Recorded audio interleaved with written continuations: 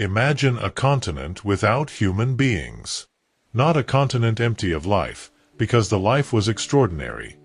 Mammoths, mastodons, wild horses, camels, giant ground sloths, armored glyptodonts, pumas, jaguars, and the most formidable land predator of its era, the American lion, a cat 30% larger than the modern African lion.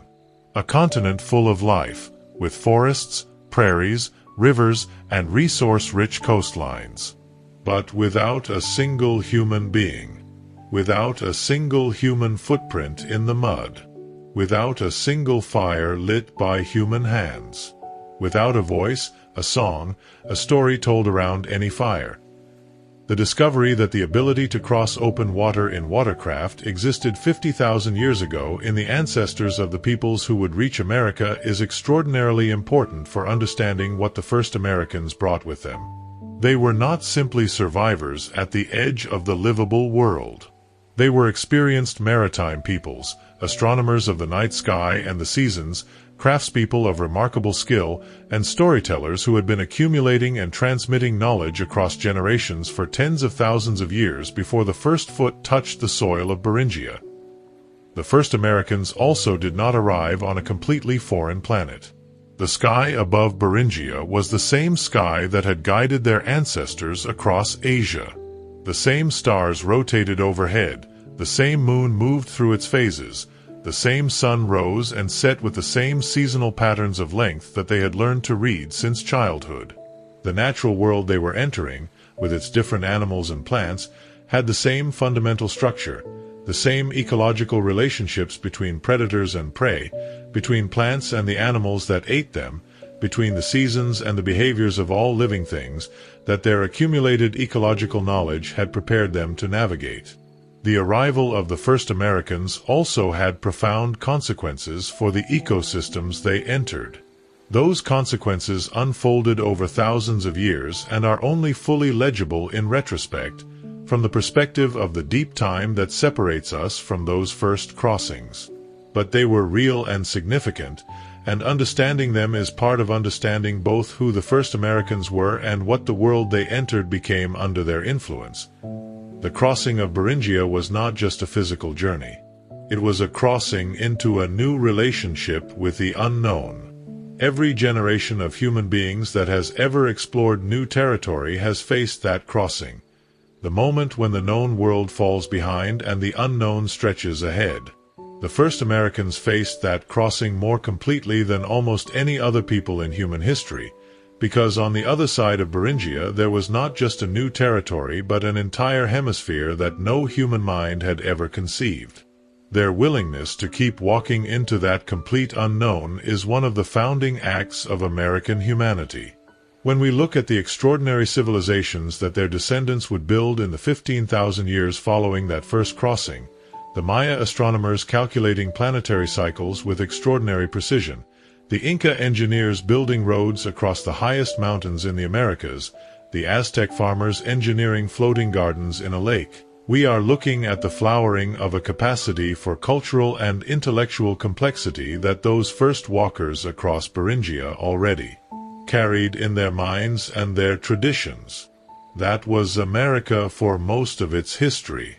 A continent that evolution had populated with spectacular megafauna, that had its own complex ecosystems and its own perfectly balanced food chains, and that had nevertheless never known the bipedal primates who were transforming the rest of the world.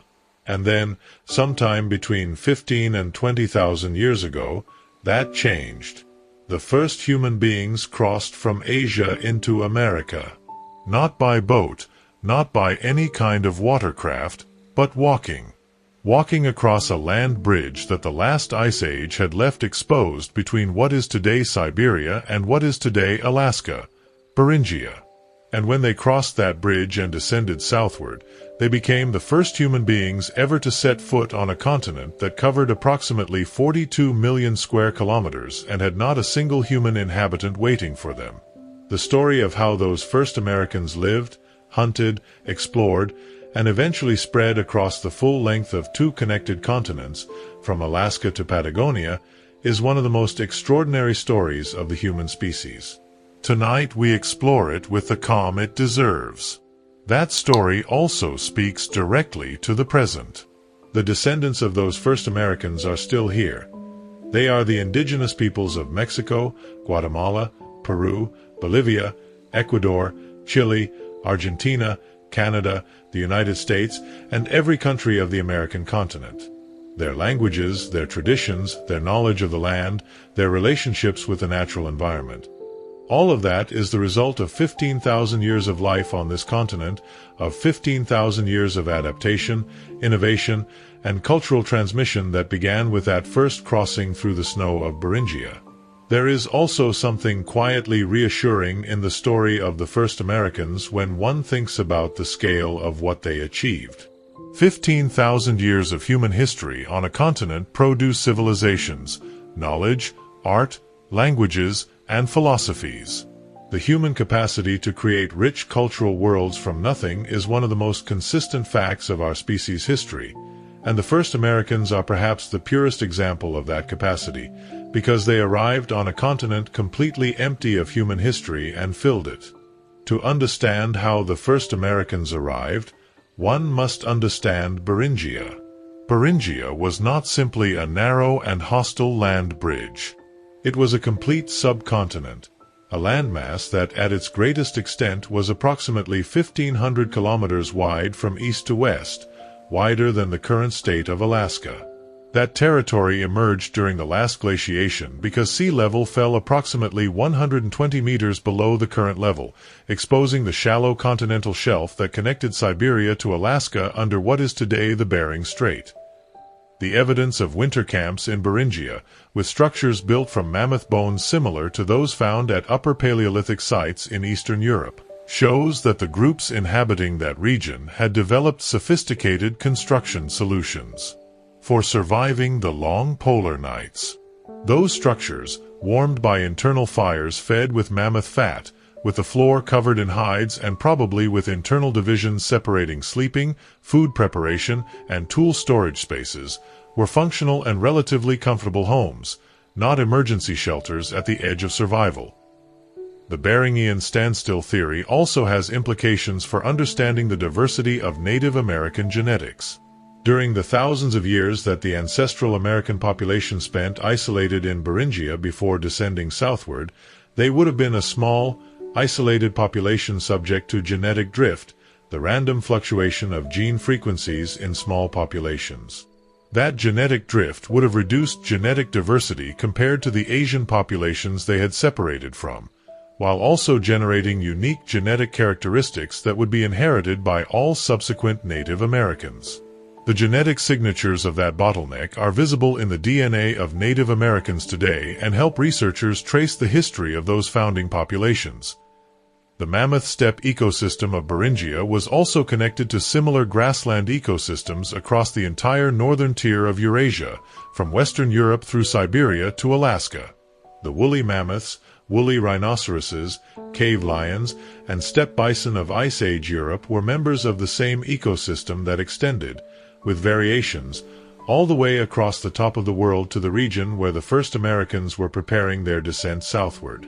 Those first Americans were, in a sense, products of that intercontinental grassland ecosystem, shaped by the same evolutionary pressures that had shaped the prey they hunted and the predators they competed with. The warming that began ending the last ice age also drove vegetation changes in Beringia that would have affected the mammoth steppe ecosystem on which the Beringian populations depended. As the grasslands that supported the large herbivore herds gave way to shrubby tundra and eventually to boreal forest in the warming climate, the carrying capacity of Beringia for large mammals declined. That ecological pressure may have been one of the factors driving populations southward into the newly available lands of the American interior, adding an environmental push to whatever curiosity or expansionist impulse led the first Americans over the threshold into their new world. The seasonal rhythm of Beringia, with its brief but intensely productive summers and its long dark winters, would have shaped the cultural life of the groups that eventually became the first Americans in fundamental ways.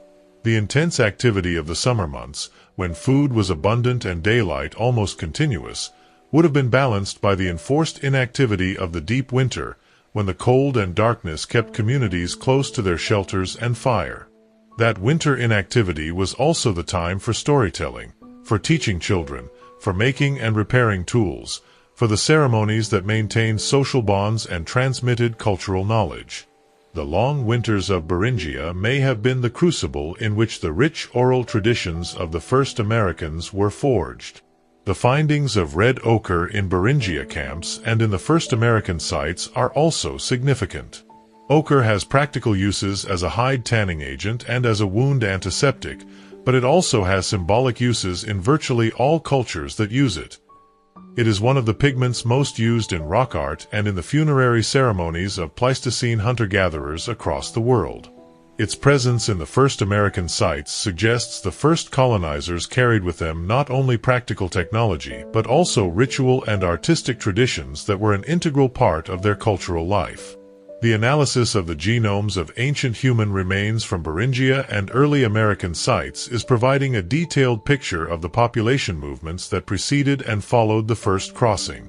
Those analyses show that the populations that eventually crossed into America had been genetically isolated in Beringia for perhaps 5,000 to 8,000 years before descending southward, a period of isolation that is called the Beringian standstill by researchers and that allowed those populations to diverge genetically from the Asian populations they had separated from. Beringia was not an ice desert. Despite its high northern latitude, it had a relatively dry and cold but habitable climate, with grasslands known as the Mammoth steppe that supported populations of woolly mammoths, bison, wild horses, reindeer, and woolly rhinoceroses. It was a functional ecosystem, not a landscape of glacial desolation, and human hunting groups could survive in it by following the herds of large herbivores. The ancestors of the first Americans arrived in Beringia from Siberia. They were hunter-gatherer groups belonging to the northeastern Asian populations who had spent millennia adapting to the extreme conditions of Arctic and subarctic Siberia. They had technologies for surviving in the cold. Sewn fur clothing, shelters built with mammoth bones and hides, high-quality knapped stone tools for processing the carcasses of the large animals they hunted. The bone tools found at the first American sites also reveal aspects of daily life in those groups.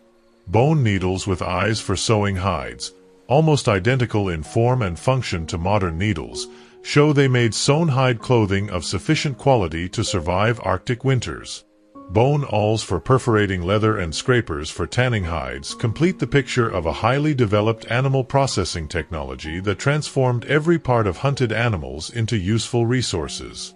The crossing into America was not necessarily a single deliberate event. It was probably the result of groups following animal herds inland, gradually expanding their hunting territory eastward without knowing they were crossing from one continent to another. There was no sign announcing the beginning of America. There was only more steppe, more herds, more horizon. The genetic analyses of Native American populations suggest those crossing groups were relatively small in number, probably a few hundred or perhaps a few thousand individuals in total. But those groups carried with them a heritage of knowledge and adaptation that would allow them to successfully colonize one of the most biodiverse continents on the planet. The question of when the first Americans arrived is one of the most debated in archaeology and has undergone dramatic revisions in recent years. For decades, the scientific consensus was that the first Americans arrived approximately 13,000 years ago and belonged to the Clovis culture, identified by its characteristic fluted projectile points first found in New Mexico in the 1930s. The Clovis first hypothesis held that those technology bearers were the first humans to cross Beringia and populate the Americas. The sediment core analyses at Monte Verde have also revealed the plant landscape surrounding the camp 14,500 years ago. It was an environment of open prairie mixed with riparian forest along the nearby river, with the Andes visible on the eastern horizon. A cool and relatively humid landscape, with a plant biodiversity that the camp's inhabitants evidently knew well, judging by the diversity of plant species found at the site. The oral traditions of many Native American peoples contain references to ancient times when the world was very different, when extraordinary animals roamed the land, when humans lived in close proximity to creatures of great power. Some researchers have interpreted those traditions as possible memories of the Pleistocene megafauna that the ancestors of those peoples encountered when they first colonized the continent. The descriptions in some traditions of great woolly beasts or of monsters with long curved teeth could be distant echoes of the mammoths and smilodons that the first Americans hunted and feared. Like the flood myths that preserve memories of the sea level rise at the end of the last ice age, those animal traditions might carry within them the oldest stories in the Americas. The palynological studies of sediments from Monte Verde, the analysis of preserved pollen deposits at the site, also reveal the plant landscape surrounding the camp 14,500 years ago. It was an environment of open prairie mixed with riparian forest along the nearby river, with the Andes visible on the eastern horizon. A cool and relatively humid landscape, with a plant biodiversity that the camp's inhabitants evidently knew well, judging by the diversity of plant species found in the site's habitation layers. That knowledge of local plant resources, built up through time spent in the region, suggests Monte Verde was not a temporary camp of recent arrivals but a place where a community had lived long enough to learn the land intimately. The significance of Monte Verde also extends to the question of what we do not know about the first Americans. If a site as important as Monte Verde could remain undiscovered until the 1970s, in a relatively well-explored part of South America, it suggests that many other important early sites remain to be found, particularly in the areas of coastal and tropical South America that are most poorly known archaeologically. The archaeology of the first Americans is still a young science in terms of the sites that have been systematically excavated and the questions that have been asked of those sites, and the coming decades of research promise substantial revisions to the picture we have today. The study of ancient plant use at Monte Verde and other early American sites has also revealed that the first Americans had sophisticated ethnobotanical knowledge from the very beginning of their presence in new environments. The speed with which they identified useful plants in the unfamiliar ecosystems they colonized, including medicinal plants, food plants, and plants useful for technology, suggests either that they arrived with broad ecological frameworks for evaluating new plant species, or that they spent significant time learning their new environments before the archaeological sites we find were established.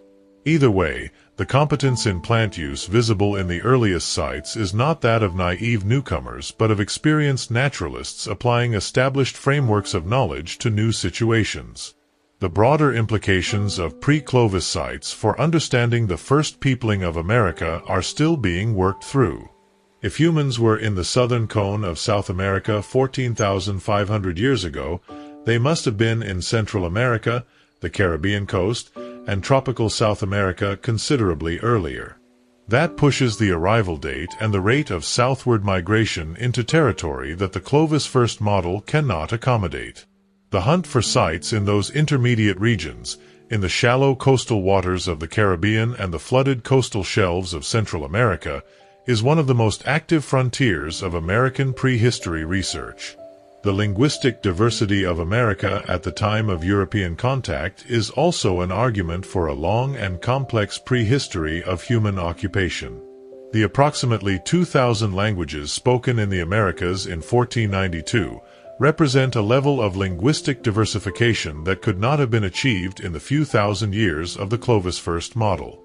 Linguistic diversification is gradual and takes time, and the extraordinary diversity of American languages is most consistent with a human presence going back at least 15 to 20,000 years.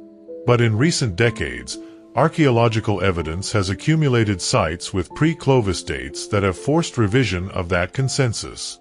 The Monte Verde site in Chile, excavated by archaeologist Tom Dillahay from the 1970s onward, produced evidence of human occupation dated to approximately 14,500 years ago, clearly predating Clovis and located at the southern extreme of the continent.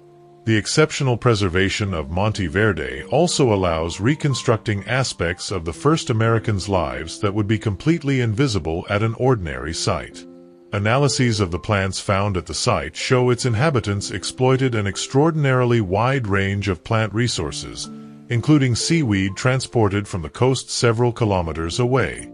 That seaweed, containing mineral salts and iodine essential for human health, suggests Monte Verde's inhabitants had exchange networks or travel routes connecting them to coastal resources.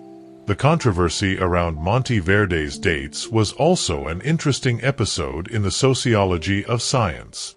The Clovis first hypothesis had become, by the 1980s, a dogma so firmly established that the first researchers who presented evidence of older sites encountered considerable resistance from the established scientific community. That story of resistance and eventual acceptance is a reminder of how science works in practice, not as an infallible machine for producing truth, but as a social process in which new ideas must fight their way against the resistance of established paradigms. More recently, the Chiquihuite site in Mexico produced evidence of human occupation dated to between 20 and 30,000 years ago, which if fully confirmed would place the arrival of the first Americans during or even before the last glacial maximum. Those dates are controversial, but the debate is open and active, and the genomics has added important data suggesting at least 2 migratory waves from Asia into America. When the first humans descended from Beringia into the interior of North America, they encountered a world that had no equivalent anywhere humans had previously lived. The ecosystems of North America during the late Pleistocene were of a richness and diversity that did not survive the arrival of humans, and that therefore no human being has seen for more than 10,000 years. The predators of that world were equally extraordinary. The American lion was the largest cat of its era anywhere in the world. The Smilodon, the famous saber-toothed cat, was a specialized hunter of the large prey that was abundant in that ecosystem. The dire wolf hunted in packs and was larger and more robust than the modern gray wolf.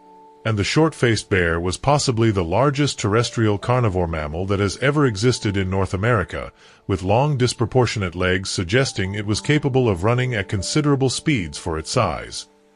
The Great Plains of North America, which the first humans encountered after descending through the ice-free corridor or along the Pacific coast, were one of the most spectacular grassland ecosystems in the world.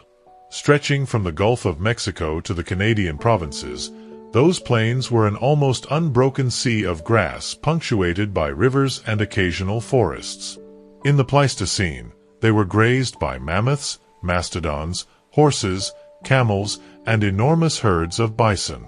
The richness of that ecosystem, and the relative ease of hunting large animals that had no experience of human predation, would have made the Great Plains one of the most welcoming environments for the first southward-moving colonizers. The relationship between fire and the American landscape is one of the most important and least discussed legacies of the first Americans. The deliberate use of fire to manage vegetation, creating mosaics of different habitat types, promoting the growth of food plants, and driving animals toward hunting positions, was practiced by indigenous peoples across both continents. The scale of that fire management was enormous. Some researchers estimate that indigenous burning maintained millions of square kilometers of grassland, savanna, and open woodland that would otherwise have been replaced by dense forest. The landscape that the first European settlers found, and sometimes described as untouched wilderness, was in many cases the product of thousands of years of careful fire management by indigenous peoples. The evidence of human modification of American landscapes extends back to the very earliest periods of human presence in the continent. The pollen records from lake sediments across North and South America show changes in vegetation composition beginning in the late Pleistocene that are consistent with human burning and other forms of habitat management. Those changes accelerated as human populations grew and as different groups developed more intensive land management practices. By the time of European contact, the American landscapes that Europeans encountered were in many regions the product of thousands of years of active human management, not the pristine wilderness that colonial mythology often portrayed. The rivers of America were also fundamental highways for the first colonizers. Following rivers southward provided a reliable source of fresh water, a corridor through the often dense vegetation of the continent interior, and a constant supply of fish and other aquatic resources.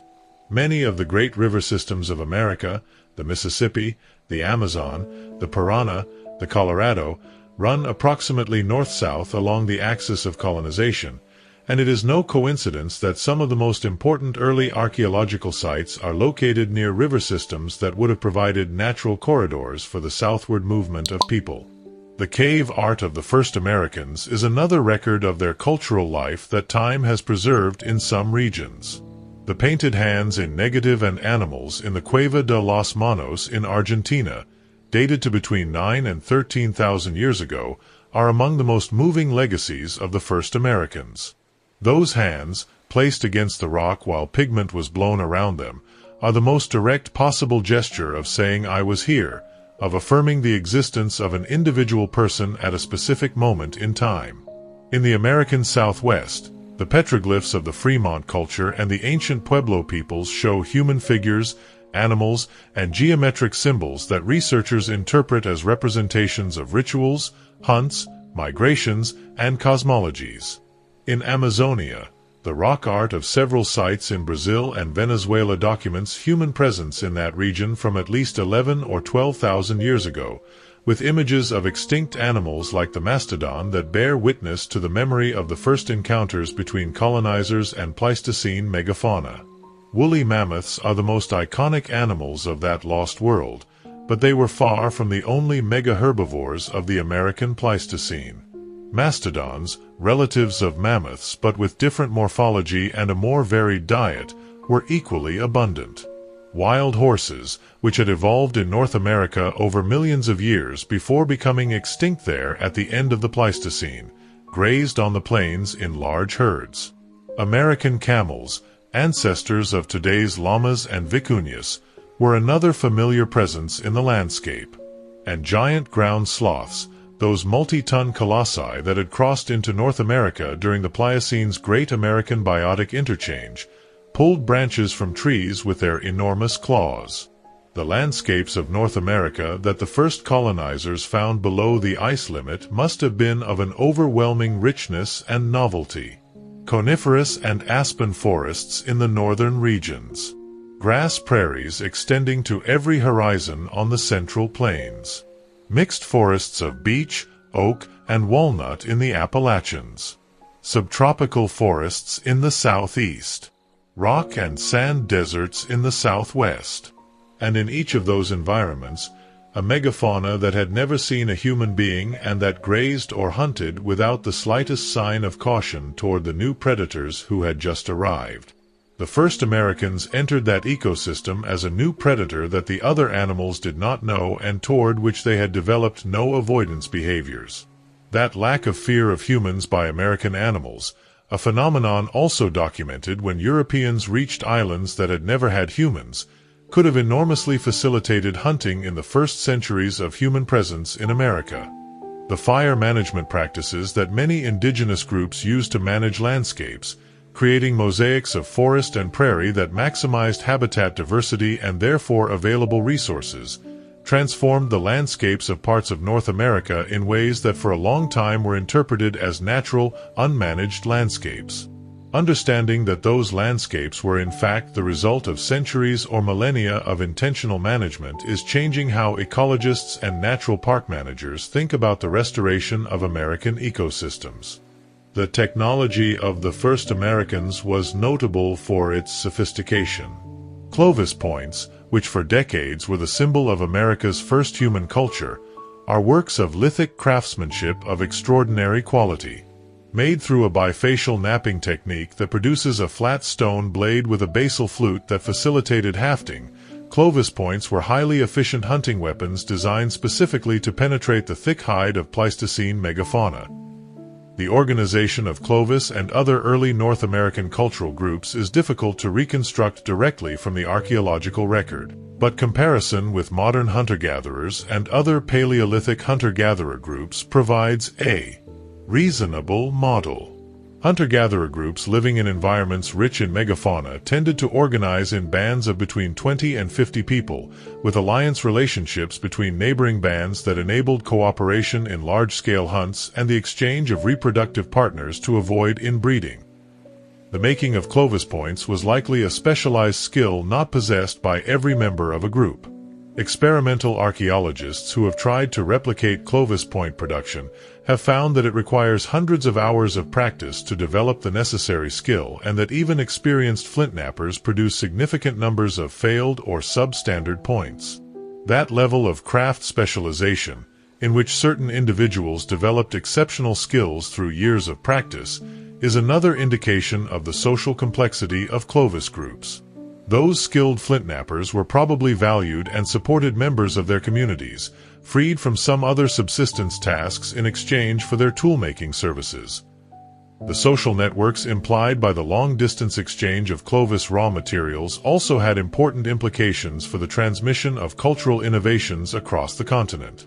When a new tool design or a new hunting technique was developed in one group, those exchange networks provided pathways along which the innovation could spread to neighboring groups, who could evaluate it, adopt it, modify it, and pass it along further. That cultural diffusion was the mechanism by which successful innovations spread across the continent without requiring direct contact between the innovating group and its eventual adopters, and it was the mechanism that produced the relatively rapid spread of the Clovis technology across North America in the centuries following its first appearance. The Clovis point technology also shows evidence of refinement and experimentation over time, suggesting that the early Americans were not simply applying a fixed technique inherited from their Asian ancestors, but were actively innovating and improving their tools in response to the specific challenges of their new environment. That capacity for technological innovation in response to new conditions is a hallmark of the human species, and the archaeological record of the first Americans documents it from the very beginning of their presence in the continent. The first Americans also left a remarkable record of their intelligence and adaptability in the genetic diversity of the animals they domesticated. The turkeys of North America were domesticated independently at least twice, once in Mexico and once in the American Southwest. The dog, which was the only domesticated animal that accompanied the first Americans across Beringia, diversified in the Americas into a remarkable variety of breeds adapted to different purposes and different environments. And the guinea pig, the llama, the alpaca, and the Muscovy duck were domesticated in South America from wild species that exist nowhere else in the world, demonstrating that the first Americans' descendants were as creative and persistent in their animal domestication as in their plant domestication. In that context, the evidence of long-distance raw material exchange we see in Clovis sites is especially informative. The networks that distributed high-quality flint and obsidian hundreds of kilometers from their source locations were also networks of information, social alliances, and possibly marriage exchange.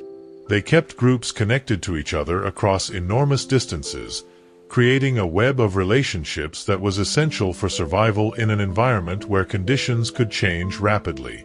The evidence of accumulations of Clovis tools of unusual quality and quantity at some sites, the so-called Clovis caches, suggests that groups also stored tools in strategic locations to have access to them when needed. Those tool accumulations, some including dozens of unused spear points, could be deposits left in places that groups visited regularly in their annual movement cycles or planned to visit in the future. They are a glimpse of planning behavior, of thinking ahead to future needs, that speaks to the cognitive sophistication of those first Americans. The materials used to make those points also reveal important aspects of the mobility and exchange networks of the first Americans. Clovis points are found made from flint, obsidian, and other high-quality rocks that in many cases come from sources located hundreds of kilometers from where the artifacts were found. That indicates Clovis populations moved across enormous territories or maintained raw material exchange networks with other groups over large distances. The isotopic analyses of the teeth of extinct American megafauna have also provided information about the diets and movements of those animals that is relevant for understanding how the first Americans hunted them. Analyses of carbon and strontium isotopes in mammoth teeth from various American sites show that some individuals traveled distances of hundreds of kilometers in their seasonal movements. That variability in mammoth habits would have required hunters to know the movement patterns of local animals, implying hunter groups established in specific territories for periods long enough to accumulate that knowledge. The distribution of Clovis sites across North America also reflects those first hunters' movement patterns. Sites concentrate in regions where megafauna was most abundant: the plains east of the Rockies, the Southwest, and the eastern forests. But they also appear in coastal regions, suggesting Clovis groups exploited both interior and coastal resources, moving seasonally between those different environments according to resource availability. Hunting a single adult mammoth provided a quantity of meat, fat, hides, and bones that could sustain a group of several families for weeks. Mammoth fat was especially valuable as fuel and thermal insulation. Hides served for making clothing, footwear, and shelters. Bones and tusks were used to make tools, needles, and housing structures. Nothing was wasted. The speed at which the first Americans spread across both continents is one of the most surprising aspects of their history. There is evidence of human presence at Monte Verde in southern Chile dating to approximately 14,500 years ago. If the first humans arrived in Alaska 15,000 years ago or a little earlier, that means in the space of a few thousand years, perhaps fewer than 1,000, the descendants of those first colonizers had reached the southern extreme of South America, covering a distance of more than 15,000 kilometers. One of the most interesting implications of the speed of southward expansion is the cultural diversity it produced. When groups separated and expanded into different territories, linguistic and cultural differences between them began to accumulate gradually. Groups that separated early and expanded in different directions differentiated more than those that remained in contact. And the geographical isolation imposed by mountains, deserts, and great rivers accelerated that differentiation. The genetic evidence from ancient DNA studies is increasingly fine-grained enough to reveal not just broad population movements but specific events in the histories of individual groups. The analysis of ancient genomes from South America shows that the populations of the Amazon basin, the Andes, and the coasts diverged from each other relatively early after the initial colonization, suggesting that geographical barriers quickly isolated different pioneer populations and allowed them to develop along independent genetic trajectories. Those early divergences are the genetic record of the first generation of distinct regional cultures in America, the ancestral populations from which all subsequent Native American diversity descended. The timing of the arrival of humans in the southern cone of South America, the region including today's Chile, Argentina, and Patagonia, is particularly significant because it provides a minimum estimate for the speed of the southward expansion. If the first Americans crossed Beringia around 15 or 16,000 years ago and were already present in southern Chile 14,500 years ago, they covered the full length of the Americas, roughly 15,000 kilometers from north to south, in at most a couple of thousand years. That implies an average southward expansion rate that, though achievable by gradual demographic expansion without any dramatic individual migrations, would have required conditions of consistently high demographic growth and ecological success throughout that entire period. The languages that the first Americans spoke when they crossed Beringia are irretrievably lost, replaced over 15,000 years by the hundreds of descendant languages that had diverged far beyond mutual intelligibility by the time of European contact. But linguistic reconstruction methods have allowed researchers to identify a small number of grammatical and vocabulary features shared across many Native American language families that may reflect the shared inheritance from those original Beringian languages. Those deep linguistic connections, like the shared genetic features of Native American genomes, are the most ancient surviving traces of the founding population of the American hemisphere. The first Americans who reached Patagonia at the southern tip of South America found themselves in an environment as extreme in its own way as the Beringia their ancestors had left behind.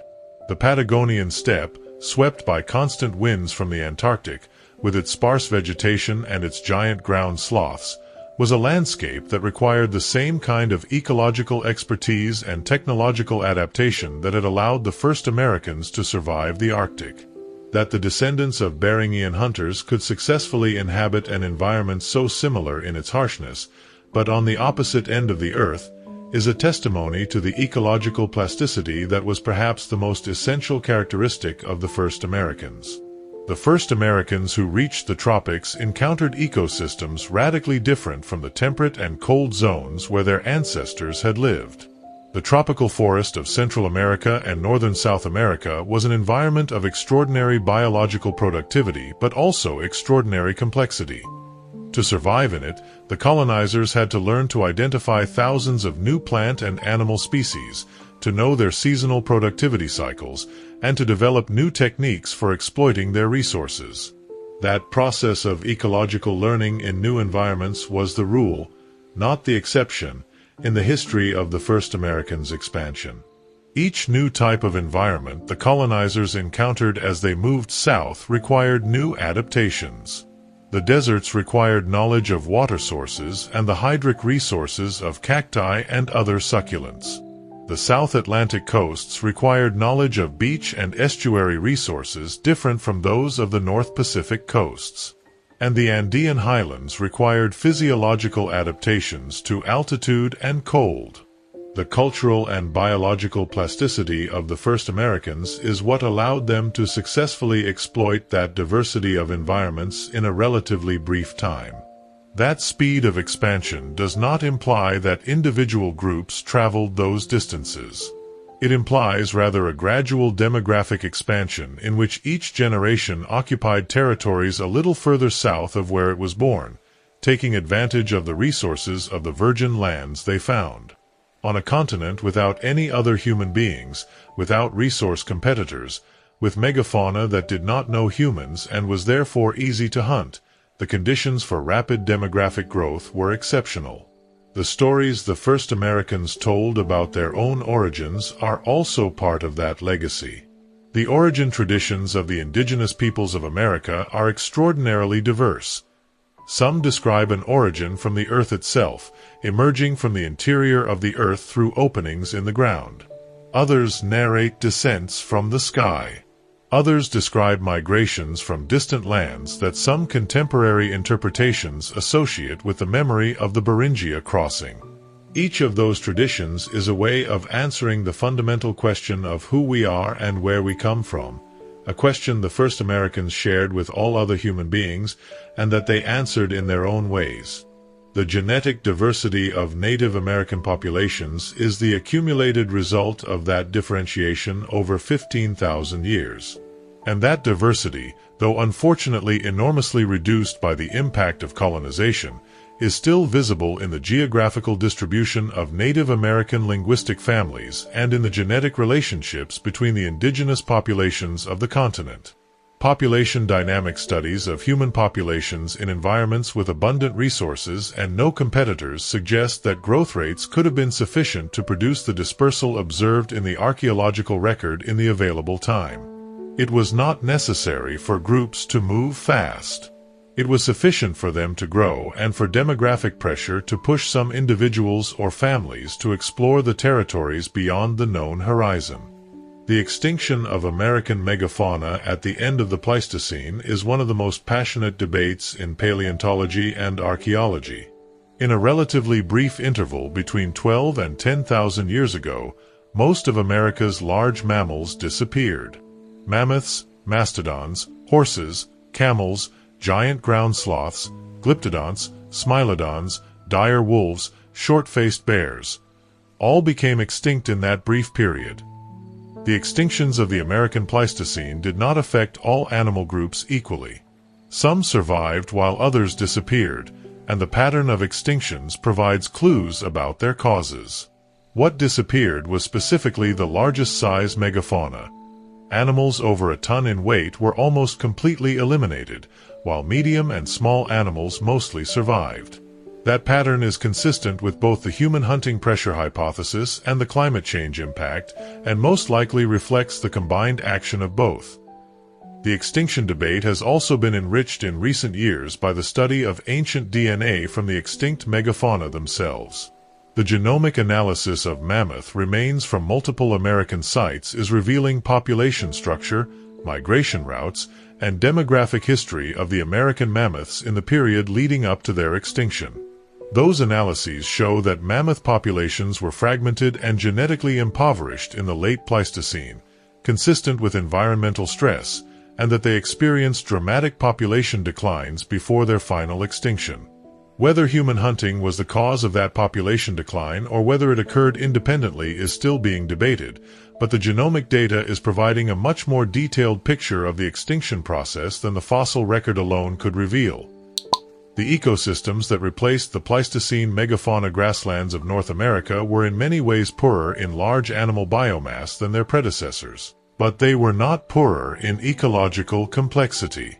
The forests that expanded into the northern plains after the retreat of the glaciers developed their own intricate food webs, with deer, elk, bears, and countless smaller animals occupying ecological roles that had been held by the extinct megafauna. And the first Americans who lived in those post-Pleistocene landscapes adapted their subsistence strategies to exploit those new resources, developing the regional cultural traditions that would eventually give rise to the great diversity of North American indigenous cultures that existed at the time of European contact. The loss of the megafauna also had profound consequences for the plants of the American continent. Many American trees and shrubs produce fruits that are far too large to be effectively dispersed by any of the animals currently living in America, fruits like the avocado, the papaya, and the Osage orange that seem adapted for dispersal by large animals that no longer exist. Those plants, which ecologists call anachronisms because their dispersal ecology makes sense only in the context of the lost Pleistocene megafauna, are living relics of the Pleistocene ecosystem, maintained in the landscape by human cultivation or by sheer ecological inertia long after the megafauna that dispersed them went extinct. The giant ground sloths, some of the most spectacular animals lost in the Pleistocene extinctions, were also among the most unusual in their ecology. Some species appear to have been partially fossorial, capable of digging with their enormous claws, possibly to access the root systems of trees or to create temporary shelters. Others were so large that they had no predators except possibly the early Americans themselves. The discovery of giant ground sloth remains in ancient sites with evidence of human exploitation confirms that those colossal animals were among the prey of the first Americans, though whether the first Americans caused their extinction or simply found them already declining remains an open question. The steppe bison, which survived while most American megafauna went extinct, represents one of the most important evolutionary transitions in American natural history.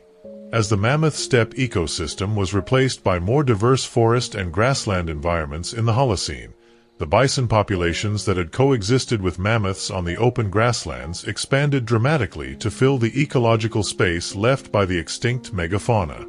The enormous bison herds of the historical Great Plains, estimated at 30 to 60 million animals before their near extermination by commercial hunting in the 19th century, were the ecological successors of the mammoth herds that had preceded them.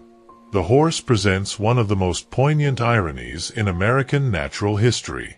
Horses evolved in North America over millions of years, spread to Asia and Europe across the Bering Land Bridge, and were then domesticated in Central Asia perhaps 6,000 years ago. When Spanish conquistadors reintroduced horses to America in the 16th century, descendants of those same North American horses returned to the continent where their lineage had evolved. The indigenous peoples of the Great Plains, the Comanche, the Sioux, the Cheyenne, adopted the horse with remarkable speed and built equestrian cultures in just a few generations, demonstrating the same capacity for rapid cultural adaptation that had characterized the first Americans from their arrival. The temporal coincidence between the arrival of the first humans in America and the extinction of American megafauna is striking, and it has led many researchers to propose the overkill hypothesis, the idea that the first Americans hunted those animals to extinction. Paul Martin, the paleontologist who developed the most influential overkill hypothesis in the 1960s and 70s, argued that the first Americans, with their superior hunting technology and encountering animals that had no fear of humans, would have acted as a wave of extermination sweeping the continent from north to south in less than 1,000 years. The American bison survived the Pleistocene extinctions and became the central resource of the plains cultures. The buffalo jumps, the cliff traps where hunters drove entire bison herds to fall over precipices, required the coordination of dozens of people, detailed knowledge of bison behavior, and the construction of stone or branch guides that channeled the animals in the desired direction. The remains of those installations, some with layers of thousands of bison bones accumulated over centuries of use, are monuments to the organization and efficiency of the cultures that built them. The most accepted hypothesis today is that of dual pressure. The climatic changes of the glaciation's end reduced and fragmented megafauna habitats, and human hunting pressure was the additional factor that pushed those already weakened populations toward extinction. Neither factor alone would have been sufficient, but together they produced the extinction we document in the fossil record. The most visible legacy of those Pleistocene extinctions is the absence of large domesticable mammals in North America. Europe and Asia had wild horses, oxen, pigs, sheep, and goats that could be domesticated to provide draft power, milk, and wool. North America had no equivalent. That asymmetry in resources available for domestication was one of the factors determining the different development trajectories of Old World and New World civilizations. Not all first Americans were mammoth hunters.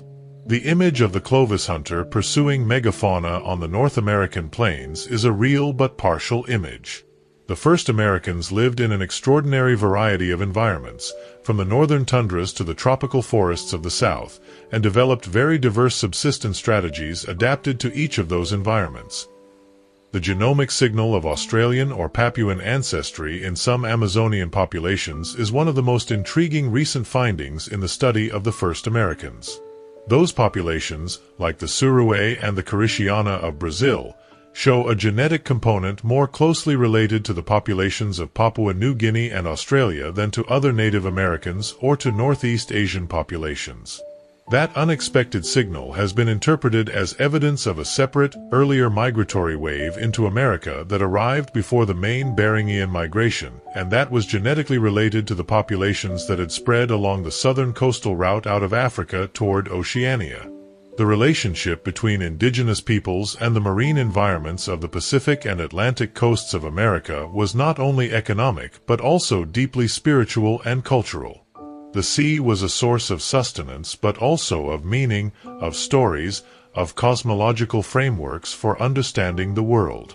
The myths and ceremonies of coastal peoples across the Americas reflect a relationship with the ocean that is as intimate and as complex as any relationship between human beings and the natural world that anthropology has documented. Those relationships, developed over thousands of years of living alongside the sea, represent a form of ecological knowledge and a form of spiritual engagement with the natural world that the archaeological record only partially captures. The diversity of marine resource exploitation strategies across the American coasts is one of the most striking demonstrations of the cultural flexibility of the first Americans and their descendants. On the Pacific Northwest coast, salmon was the organizing resource of entire civilizations. On the Gulf of Mexico coast, shellfish mounds accumulated over centuries bear witness to intensive exploitation of estuarine resources. On the Caribbean coast, the earliest signs of sea turtle hunting represent one of the first examples of large marine vertebrate exploitation in the Americas. And on the Pacific coast of South America, the rich upwelling zones supported some of the densest hunter-gatherer populations in the world before the development of agriculture. Each of those strategies was developed independently by groups facing different local conditions, yet each achieved a sustainable relationship with its marine environment that lasted for thousands of years. The diversity of watercraft technology developed by American coastal peoples reflects the full range of the maritime environments they inhabited.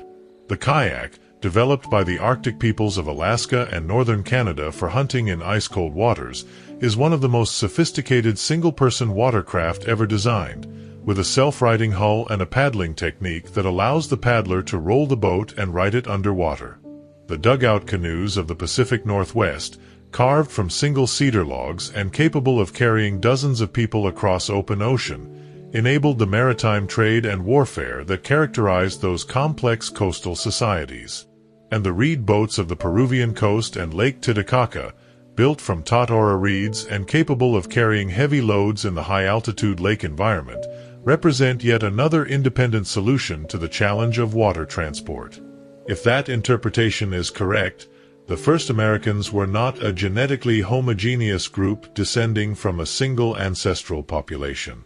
America was populated in at least two genetically distinct waves, with the earlier one leaving traces only in isolated populations of the Amazon basin.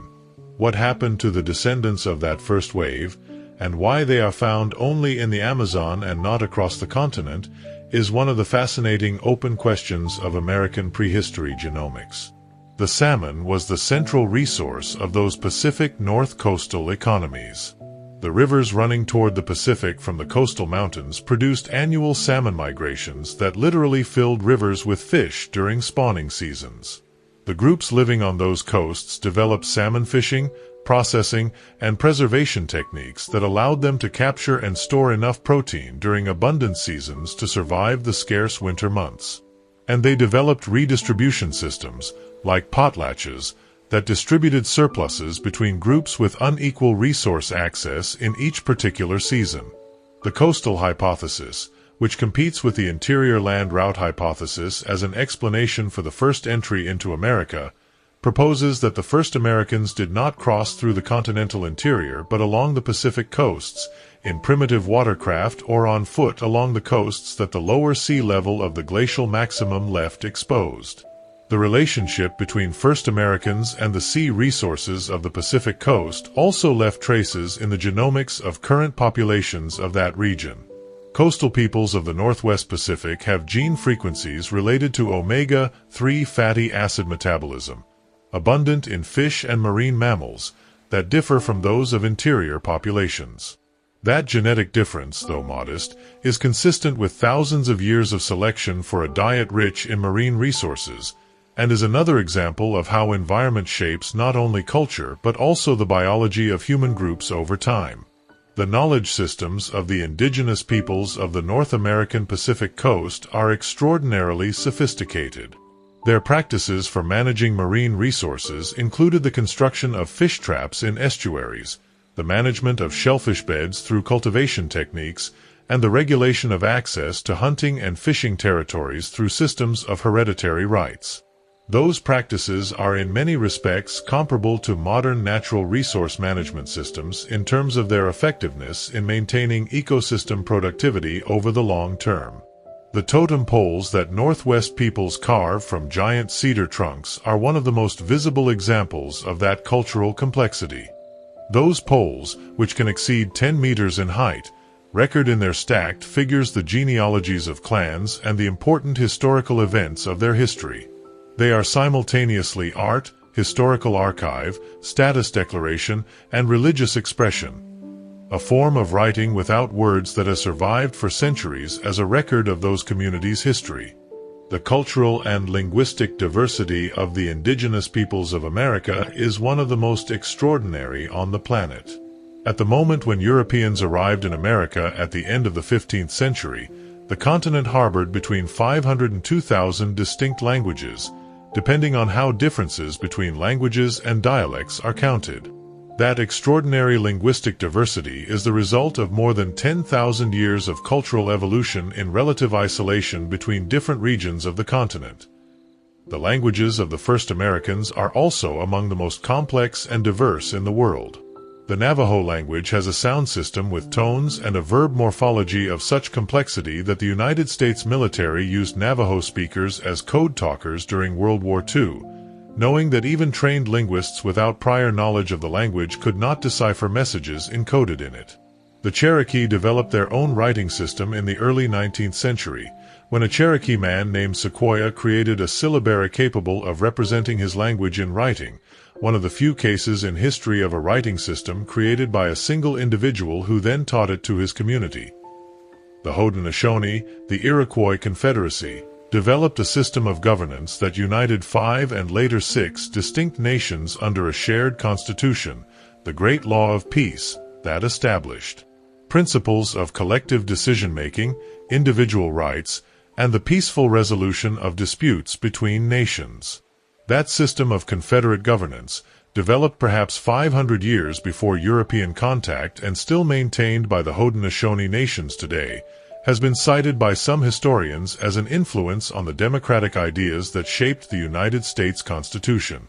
Whether that influence was direct or indirect is debated, but the existence of sophisticated governance systems among the indigenous peoples of North America long before European contact is not. The medicinal plant knowledge of indigenous healers across the Americas represents one of the most practical and most valuable legacies of the first Americans. The thousands of plant species identified, classified, and prepared for therapeutic uses by indigenous healers across the continent represent thousands of years of systematic observation, experimentation, and knowledge transmission.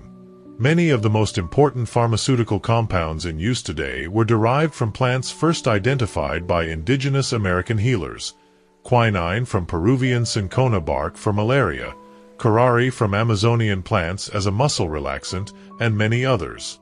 The search for new medicinal compounds in the biodiversity of American forests is ongoing, and indigenous knowledge continues to guide researchers toward promising species.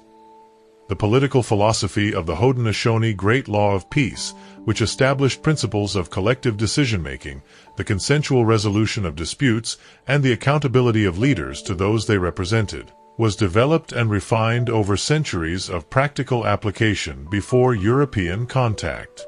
The durability of that system, which has allowed the Haudenosaunee nations to maintain their political identity and their distinctive governance traditions despite centuries of colonial pressure, is testimony to the effectiveness of political institutions that are rooted in the accumulated wisdom of generations of practice. The diversity of Native American art forms is also part of the legacy of the first Americans that deserves attention. From the intricate beadwork of the Great Plains to the monumental sculpture of the Olmec, from the delicate gold work of the Tirona to the vibrant textiles of the Andes, from the ceramic traditions of the Pueblo peoples to the painted bison hides of the plains, Native American art represents one of the broadest and richest artistic traditions in human history. That diversity of artistic expression, developed over 15,000 years of cultural evolution in hundreds of distinct societies, is the visual language of the first Americans and their descendants, as complex and as beautiful as any artistic tradition the world has produced. The musical traditions of indigenous American peoples are also part of the legacy of the first Americans. From the shamanic songs of the Arctic to the ceremonial music of the Andes and the drum rhythms of the Southwest, indigenous American music is as diverse as the ecosystems and cultures that produced it. The musical instruments found in archaeological sites, including bone flutes thousands of years old, show that music was an integral part of cultural life from the earliest times, and that the first Americans carried that musical heritage with them from the steppes of Siberia. The Native American languages show a structural diversity that exceeds that of any other comparably sized region of the world. There are languages with sound systems of extraordinary complexity, languages with grammatical systems expressing categories that exist in no European language, and languages with word formation structures so elaborate they can express in a single word what Spanish would require a complete sentence to say. The astronomical systems of other American cultures less well known than the Maya also deserve attention. The Mexica, better known as Aztecs, used a 260-day calendar for divinations and a 365-day solar calendar for civic and agricultural activities. The Pueblo peoples of the American Southwest built temples and plazas with precise solar orientations serving as architectural calendars for determining planting and harvest times. And the Muisca of present-day Colombia had their own lunar-based calendar system that regulated ceremonies and agricultural activities. The astronomical knowledge encoded in those calendars had direct practical applications for agriculture, allowing communities to anticipate seasons, plan planting and harvest cycles, and coordinate the rituals that structured social and religious life. But it also had an intellectual and philosophical dimension, a way of relating to the cosmos and finding the community's place in the larger order of the universe. The exchange networks of pre-Columbian American indigenous peoples are also a little-known but extraordinarily important aspect of their history. Shells of Gulf of Mexico species appear in northwestern American sites. Native copper from the Great Lakes appears in Atlantic coast cultures. Obsidian from Mexican volcanoes appears in Central American and northern South American sites. Those exchange networks for high-value raw materials were also networks of ideas, technologies, and diplomatic relationships connecting distant cultures. One of the most fascinating aspects of the history of the first Americans is the speed with which some of their descendant cultures independently developed agriculture, without any contact with the agricultural civilizations of the Old World. The agricultural innovations of American civilizations also produced crop diversity that has no parallel in the Old World. Andean farmers cultivated not one but hundreds of potato varieties, each adapted to different altitudes, climates, and culinary uses. Mesoamerican maize farmers cultivated dozens of maize races with different grain characteristics, size, color, and climate adaptation. That cultivated genetic diversity, accumulated over thousands of years of selection by American indigenous farmers, is one of humanity's most valuable patrimonies and is today the object of conservation efforts in seed banks around the world. The Andean technology for freeze-drying potatoes into chuno, allowing storage for years without refrigeration, is one of the most remarkable food preservation innovations in human history. The process takes advantage of the extreme temperature swings of Andean nights, which can drop well below freezing even in summer, to freeze the potatoes repeatedly while drying them in the intense high-altitude sun during the day.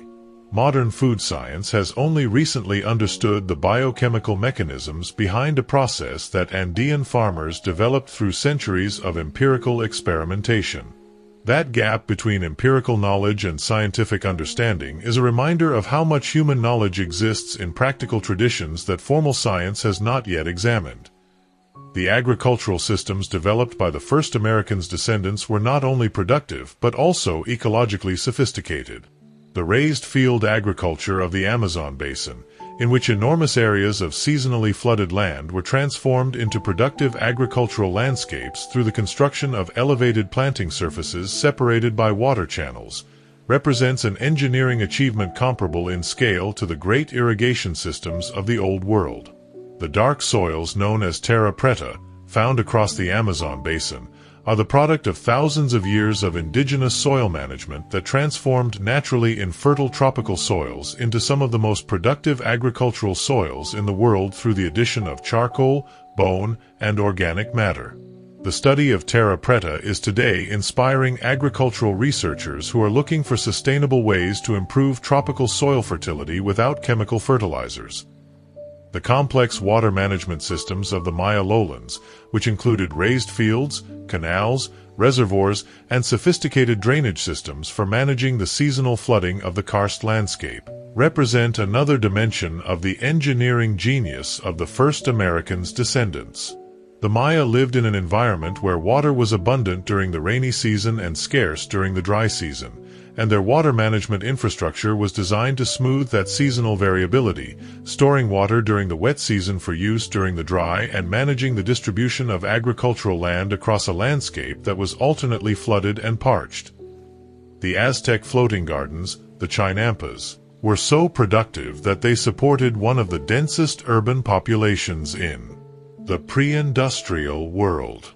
Each chinampa plot, measuring roughly 4 by 20 meters, could produce multiple crops per year in the fertile lake sediment and constant moisture environment of Lake Texcoco.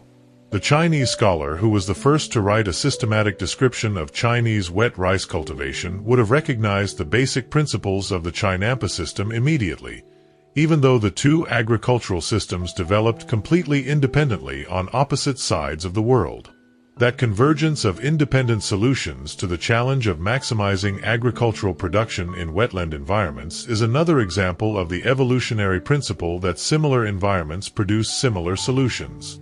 The connection between maize domestication and the development of the great Mesoamerican civilizations is one of the clearest cause and effect relationships in the history of civilizations.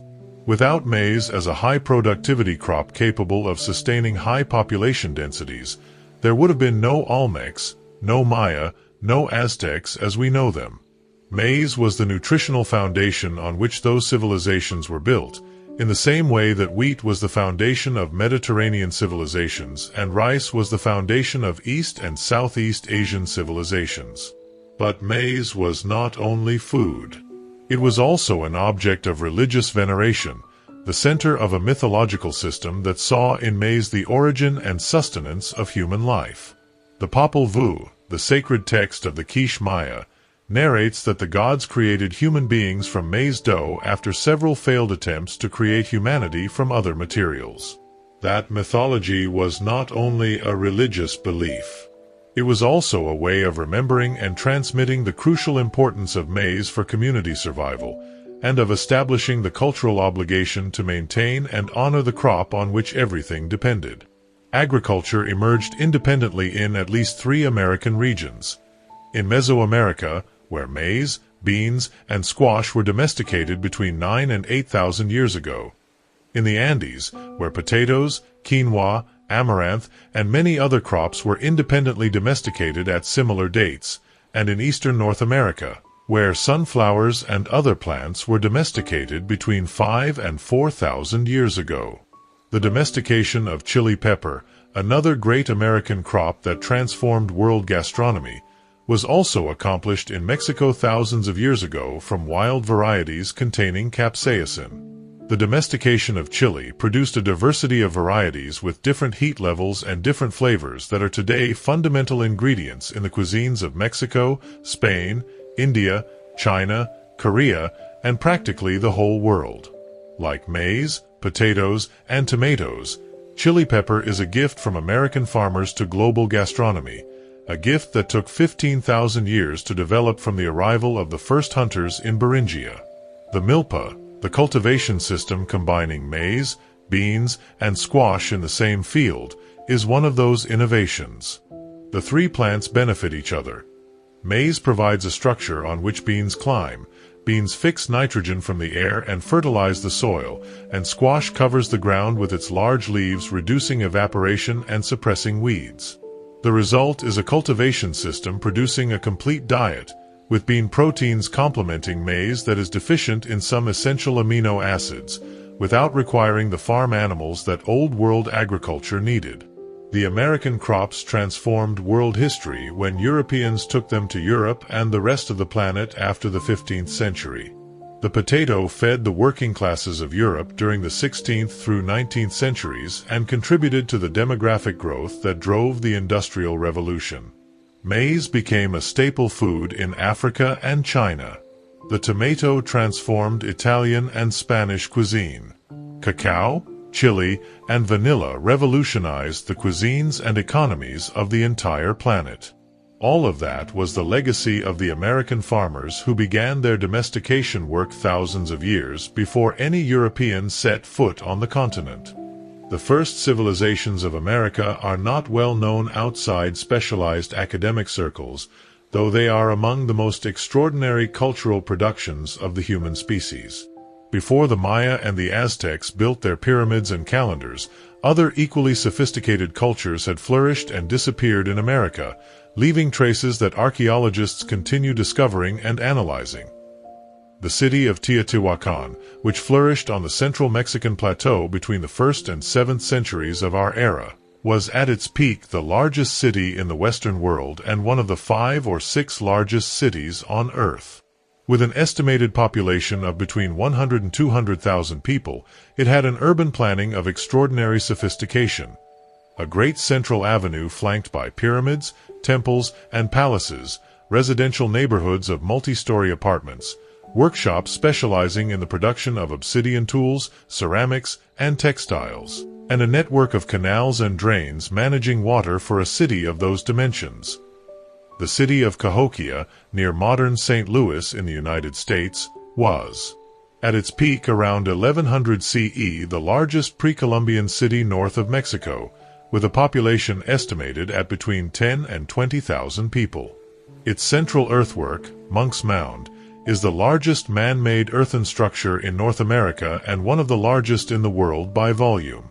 The city's planning, with its central plaza aligned to the cardinal directions and its outlying residential neighborhoods arranged in a specific pattern, reflects a sophisticated urban design philosophy. Cahokia was connected by trade networks to communities across eastern North America and was a major center for the exchange of goods, ideas, and religious traditions that influenced cultures across a vast region. The Aztec capital of Tenochtitlan, built on an island in Lake Texcoco in the Valley of Mexico, was one of the largest cities in the world at the time of the Spanish conquest.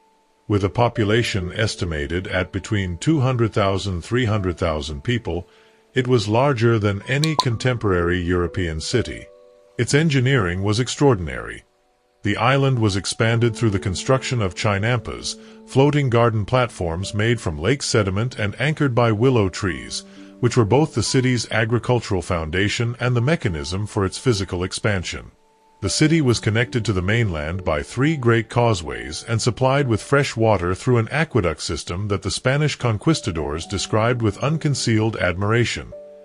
The astronomical knowledge of Mesoamerican civilizations was inseparable from their political and religious institutions.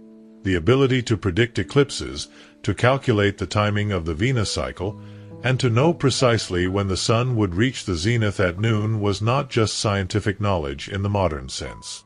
It was power, the power to demonstrate a connection to cosmic forces that ordinary people could not perceive directly, to establish the legitimacy of rulers who could stand at the center of the cosmos and claim to mediate between the human world and the celestial order. The same knowledge that was scientific achievement was also the foundation of political authority.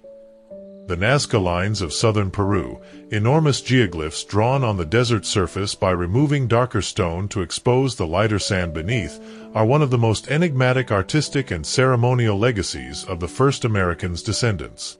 Visible in their full extent only from the air, those lines depict animals, plants, and geometric shapes on a scale that required precise planning and a clear conceptual vision of the final result without the aerial perspective needed to appreciate it.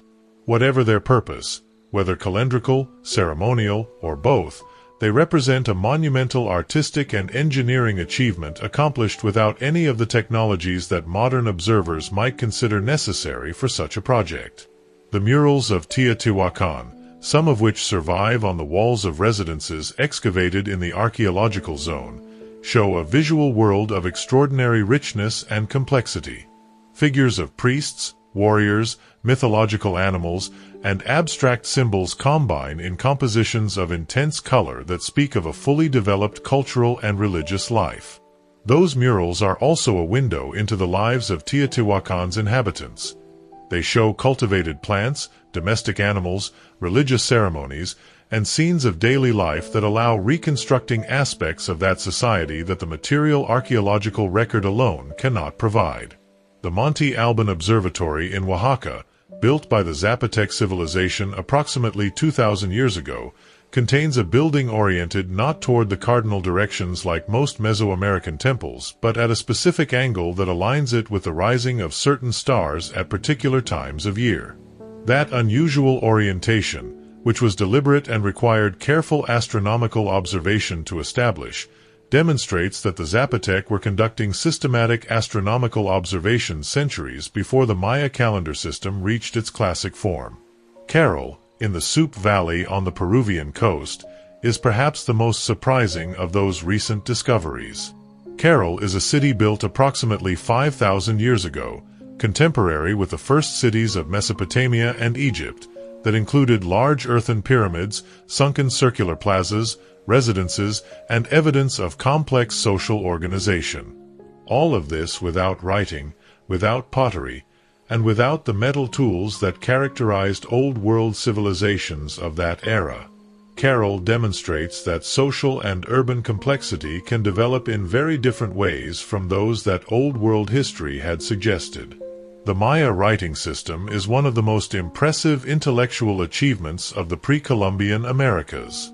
Only 4 Maya books survive, saved from the systematic destruction that Spanish conquistadors and missionaries applied to Maya written records. Those 4 codices contain astronomical, calendrical, and ritual information of extraordinary richness, and what has been lost with the others is a void that archaeology cannot fill. The Inca quipus, which were information recording systems based on knotted strings of different types and positions, represent a completely different approach to the problem of recording and transmitting information. Though the most complex known quipus have not been fully deciphered, the simpler ones clearly record numerical information, possibly related to goods inventories, tribute calculations, and demographic records of the Inca state. The possibility that some quipus also recorded narrative information, comparable to phonetic writing, is one of the most fascinating hypotheses in current Andean archaeology. The Inca also built a remarkable road network extending over 40,000 kilometers throughout their empire, crossing deserts, scaling mountains, and connecting the most remote corners of what was the largest state in pre-Columbian America. Along those roads ran a relay messenger system, the chasquis, who could carry a message from Cusco to Quito in a matter of days, moving at speeds that the Spanish postal system of the same era could not match. The history of the first Americans is also, inevitably, the story of what was lost.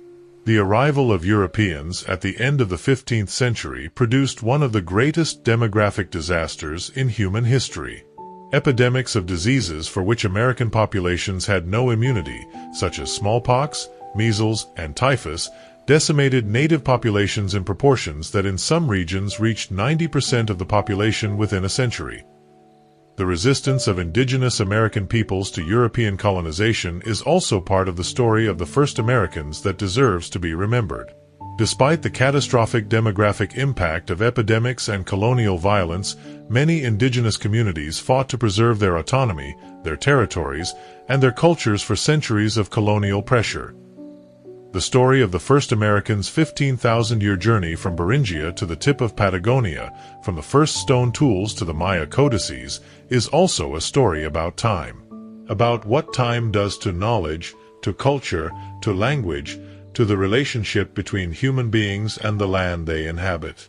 15,000 years is long enough for a language to become completely unrecognizable to its ancestral speakers. Long enough for a tool-making tradition to be reinvented and transformed dozens of times. Long enough for a continent without cities to develop several independent urban traditions. And long enough for a small group of hunters following mammoths across a frozen land bridge to become the ancestors of hundreds of millions of people speaking hundreds of different languages, worshipping hundreds of different gods, and looking at the same stars from completely different angles of the world. The future of the indigenous cultures of America is also part of the ongoing story of the first Americans.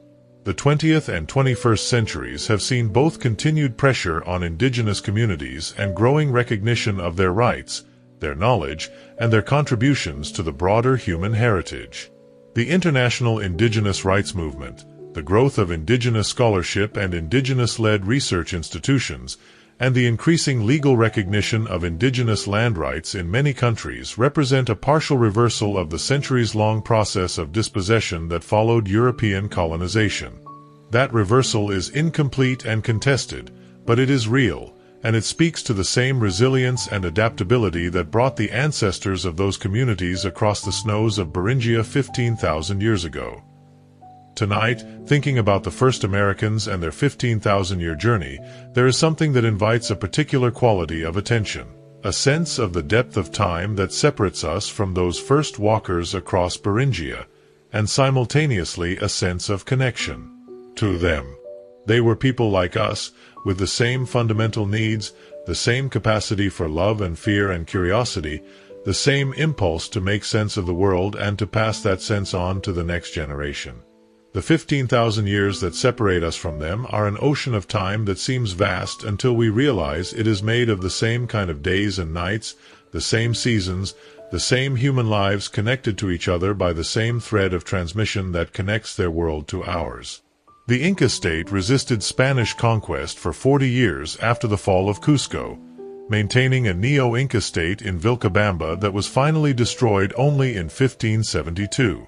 In North America, the Iroquois Confederacy and other alliances of indigenous nations maintained their political independence for more than 2 centuries after the first European contacts and exercised real influence on the events of North American colonial history. The story of the first American survival through the colonial catastrophe is also a story about the human capacity for resilience and adaptation that mirrors the capacity of the first colonizers who crossed Beringia. Just as those first Americans adapted to radically different environments across a whole continent, their descendants adapted to the catastrophic disruption of colonization, maintaining the core of their cultural identities while incorporating new elements when necessary. That capacity for adaptation without losing the essential, which is perhaps the deepest characteristic of human cultures across all of history, is what ensured that the first Americans' legacy survived to reach the present. With those populations disappeared also knowledge that had taken thousands of years to accumulate. The botanical knowledge of indigenous healers and farmers. The astronomical traditions of the Maya and Aztecs.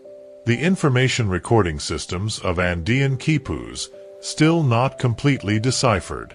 The histories and genealogies transmitted orally for generations. All of that was interrupted, in many cases irreversibly, by the impact of European colonization. The preservation of indigenous languages is also a crucial aspect of that cultural continuity. Nahuatl, the language of the Aztecs, has today approximately 1.5 million speakers in Mexico. Quechua, the language of the Incas, has between 8 and 10 million speakers in Peru, Bolivia, Ecuador, and other Andean countries. Maya, in its multiple variants, has more than 6 million speakers in Mexico and Guatemala. Those languages are carriers of knowledge with no direct translation into any European language. Their specialized vocabularies about local ecosystems, their grammatical structures expressing categories of relationship with the natural world that European languages lack, their oral traditions preserving thousands of years of history and cultural memory.